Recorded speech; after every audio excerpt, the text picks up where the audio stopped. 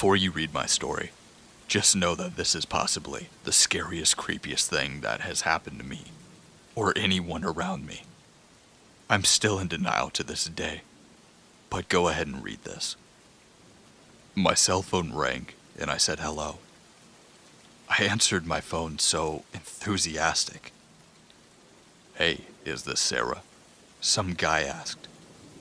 "It sure is." But after hearing his voice, my enthusiasm was somewhat suppressed. "Who may I ask is calling?" "My name is Jay.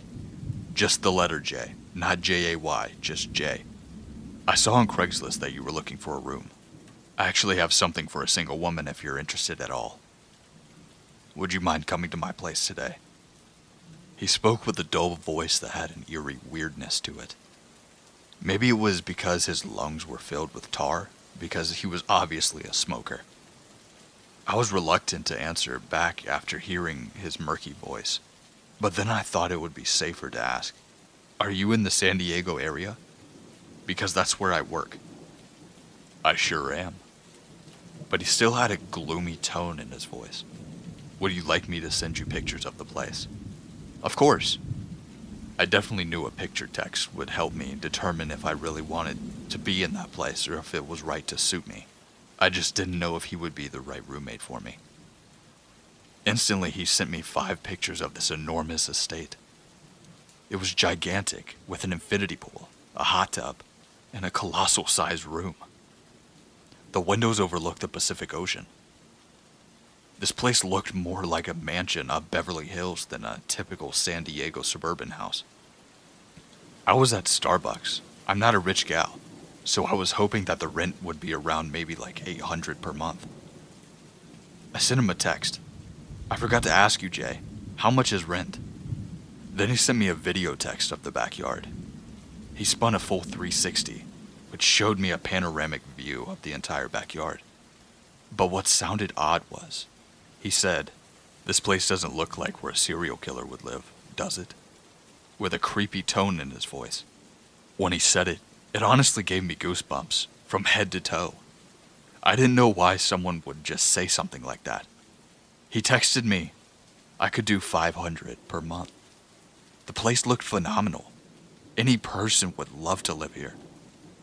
I thought, wow, this was a real steal. I replied to the text, "When's a good time to come check it out? Can I come check out the place?" He instantly replied back and said, "Why don't you come right now? I'm available right now." I had to be at work at 6 p.m. until 10 p.m., and it was 30 minutes till 6. So I replied back, "I'm sorry, Jay. I don't think I'm able to really go today. I have to head to work." He replied back with, "Okay, well, I have someone else coming right now. It's going to be a first come, first serve, but thanks anyway." I was honestly bummed out. I called my work hoping that maybe I could just get somebody to cover my shift. Luckily, I was in luck though. I talked to my manager and he said that he'd cover me. The place was honestly hidden up in the hills. It was about 30 minutes of a drive from my Starbucks. Ideally, I would have liked a little bit closer to my job, but I also would rather be living in a mansion, if I'm honest. My current apartment was moldy and had bugs, and it was really run down. So I was really looking forward to moving ASAP. I texted Jay, "Hey, I'm on the way." I thought it was quite odd that he texted his name only with the letter J and not J-A-Y. You know, like Jay Leno. He sent me a text. "Text me when you're about 5 minutes away." I texted back, 5 minutes. My phone indicated that I was 8 minutes away. But usually when I drive faster, I get to the destination a little bit quicker than the set time. Great, see you soon. The San Diego hills were outstandingly gorgeous. The drive up to Jay's mansion was magnificent and very rural with twisty roads. My GPS on my phone alerted me, "You have arrived to your destination." I arrived to the gate, and it was one of those big iron-looking ones. Like it had a keypad and everything. The driveway was honestly, if I had to guess, like a quarter-mile long. It had a giant estate. It was enormous. As I drove up to the mansion, I saw a man standing outside. He was wearing blue jeans and a black leather jacket, and he was standing beside a rusty old Toyota pickup. And it didn't really match the $3 million looking estate. I rolled down my window and asked, "Hey, are you Jay?" He waved at me with a huge creepy smile and said, "Yes, that's me." His voice sounded sinister and demonic. Even more in person, honestly. He approached my car and opened my driver's side door, and my engine was still running. "Is it okay if I park over here?" It seemed odd that he just rushed to get me out of my car. It didn't feel quite right. I mean, honestly, this just didn't feel right in general. This just started getting fishy to me. The way that he talked to me, it just seemed like he was a con artist more than a person that would own a San Diego mansion. So I asked him straight and forward, "What do you do for a living, Jay?" He hesitated for a second. "I'm a doctor. Brain surgeon, doctor." He said it just that way, where it seemed like he was thinking of something to say before he said it. He also seemed like he wasn't quite there in his head. So I shut off the engine of my Honda, and I stepped out. Carefully as I peered my eyes, side to side, looking at the property, I noticed this for sale sign, just lying on the ground. Why is there a for sale sign lying on the ground over there?" I asked. It was quite strange, the way it was just on the grass, almost like someone dug it out and just threw dirt over it. Jay seemed startled. I had just bought the house. He started quickly chit-chatting about the house. "Really?" I muttered under my breath. I took a good look at Jay, from head to toe, as he stood there just chit-chatting about nonsense, in his gothic-sounding tone. Another thing seemed odd to me was his yellow Timberland boots, and his blue jeans were awfully dirty. He didn't dress like a doctor. I didn't know if he could sense that I was feeling uncomfortable. Something just didn't seem right. He walked up to me and said, "Sarah, please come into my humble home. I want to show you the bedroom." With a gloomy smile, he grabbed my hand and held it tightly. His hand's cold, definitely not the hand of a doctor. He started walking forward and I gradually stumbled behind him. Everything in my body was just telling me, "Do not step forward." I then heard a voice in my head saying, "Stop, do not go." And then I froze and stopped walking with him. He looked at me and said, "Come on, babe. I want to show you your bedroom," in a creepy tone. "Babe? Excuse me?" I pulled my hand quickly away, and I raised my eyebrow. "Sorry, Jay, but I think I'm going to get going." Then I turned around and started walking back towards my Honda, and Jay shouted, "Where do you think you're going?" He grumbled in a threatening manner. I looked back towards Jay. He had a disturbing look. He charged at me like a bull and grabbed my neck. I used my fingernails and clawed him right in the face like a cat. He screamed. I then poked him in the eye with my finger. I gashed it open. Blood was everywhere. "I'm gonna get you, bitch." He wailed like an alley cat. "Oh no, you're not. I don't know what happened to me, but I was just ready to fight. It makes no sense. I acted like I was a UFC fighter, honestly, and I knew a little bit of martial arts, but I was no expert." He lurched back at me one more time, but I hit him straight in his face right where he couldn't see, and watched him fall back. He then got up and ran back towards the backyard screaming like a girl. I thought it was funny. I heard someone screaming from upstairs. The front door was open. I felt frightened walking up there, not really knowing what I could do up there. I start hearing somebody screaming, "Help! Please help anyone!" The cries sound like a woman just desperately screaming. I pulled out my cell phone, but I had no reception. I dialed 911, but the call just wouldn't go through. Please, someone, anyone help me. The voice continued shouting for help. I felt like I was in one of those horror films. It was now dark around 7 p.m. I just wanted to jump in my car and drive away. It wasn't worth this creepy-ass room. I was so naive, thinking that this would be easy for me to get, that this was ideal. It was nothing of the sort. It was my nightmare, but something was urging me to go inside. I walked inside the mansion and it was dark. I tried flipping the light switch on. At this point, I was not in control of myself. Curiosity definitely killed the cat this time. I heard the lady scream for help again. I screamed back, "I'm coming." I ran up the staircase, got to the second floor, and there were several rooms. But one door was fully open, and I ran into that room, and I entered, and there was a girl in her mid-20s, tied up to a chair, that was beaten. When she saw me, she screamed, "Please get me out of here." I pulled out my phone, and I only had one bar of reception, and I dialed 911. The call finally went through. 911, what's your emergency? The operator answered calmly. Yes, there is a crazy man at this house, and he's trying to kill me, and some woman is tied up. I need police here ASAP. The operator said, "Ma'am, please calm down. Tell me exactly what's going on." There's a man that attacked me and tied up another woman in a room. He's some weirdo off of Craigslist. He posted a room for sale. And when I said Craigslist, the operator said, "Oh, Craigslist. I'll have a unit get there as soon as possible." It was almost like Craigslist was the magic word for help. I untied the girl, and she ran towards the door and slammed it shut. "Thank you for saving me," she cried. I asked her, "What's your name?" She said, "Emma." I kind of had this assumption that I knew what was going on. The creepo Jay on Craigslist was luring women into this mansion, and it was listed, and he was trying to take advantage of them. I asked Emma, "So are you here for the room as well?"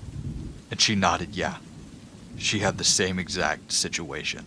She had posted on Craigslist that she was looking for a room. The guy offered her the same amount of money. But crazy thing is, he gave her a different address yesterday, but her car broke down. She wasn't able to view the property, and today he gave her a different address.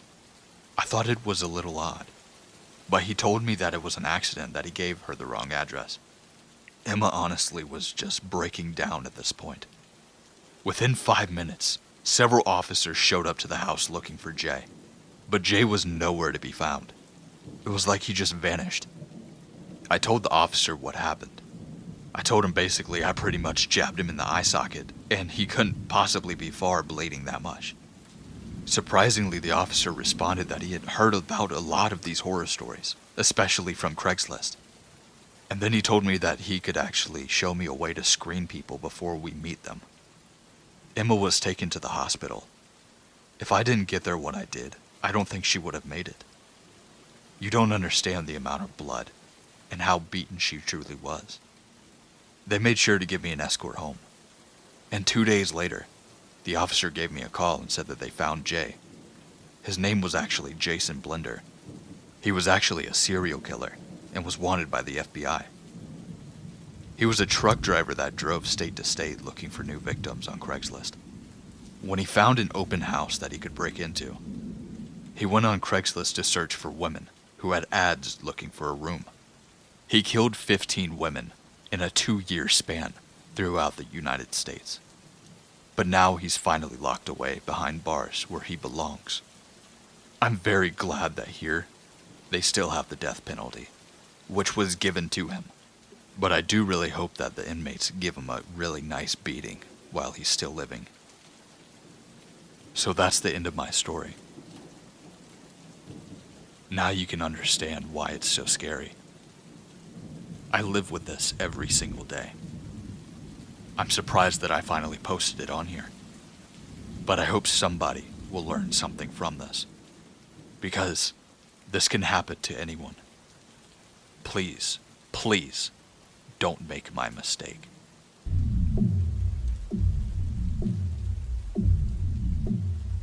About 4 years ago, I was trying to sell my Mazda Miata on Craigslist. My friend took some pictures of the car for me and put them online. All the people that I talked to on the phone about the car were all older men who seemed like they didn't really even read the description at all, asking me all just basic questions about my ad.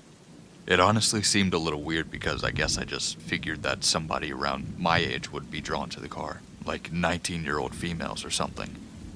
Anyway, the calls started getting creepier and creepier, until finally I had a man call me who actually wanted to meet and see it. I was trying to find a public place, but he kept on insisting to meet me at my house. He wouldn't even talk to me about anything related to the car or anything. He just kept asking where I lived and what my cross streets were, as if I'm dumb enough to even meet him at my own house. After it got a little weird, I hung up on him and he kept on calling me asking me where I lived. I went online and removed my ad, and when I was removing it I realized that my friend had taken pictures of me in the car and pictures of me around it. So that kind of started to explain a little bit. But next thing I know, I have a couple of weird cars driving back and forth in front of my house. At first I thought maybe they were just a neighbor's friend or something, but they kept on making eye contact. So I decided that I was just going to stay inside and hope that they would just leave me alone. Later on I decided that it was time to go to bed. So I decided to go ahead and cut out the lights and close the blinds and everything. But I started noticing a set of headlights outside. It was like they were in my driveway.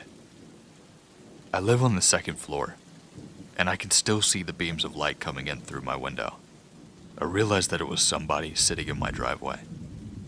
I didn't know who it was. I didn't really think much of it because of the area. People get lost all the time. But it was like the 15th or 20th minute that I just sat there just waiting for them to leave. And once they finally did, I got a little bit more relieved. And so far I haven't had any more problems. I'm just hoping that it stays like that. It's been a few weeks now.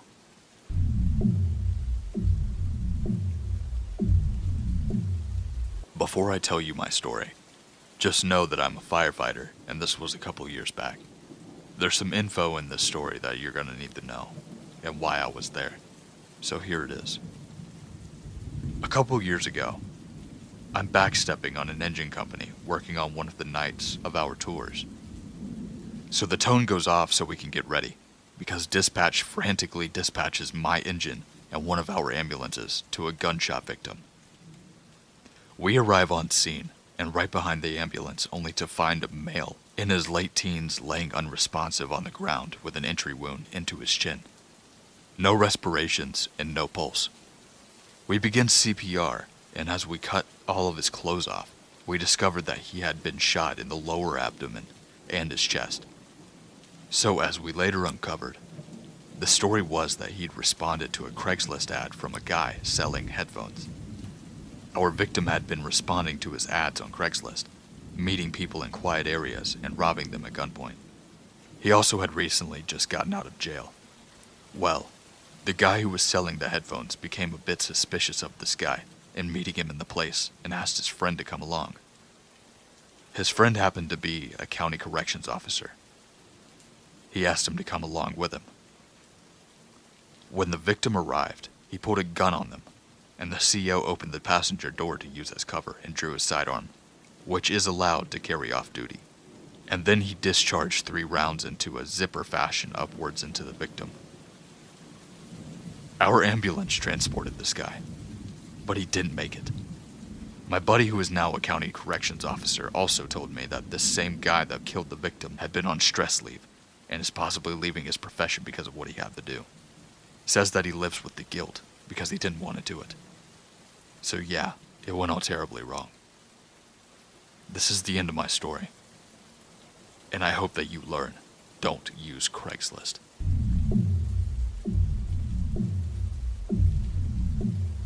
Hey guys, I'm trying to get back into some of the older videos that I used to do, like the Craigslist, the missing people, and stuff like that.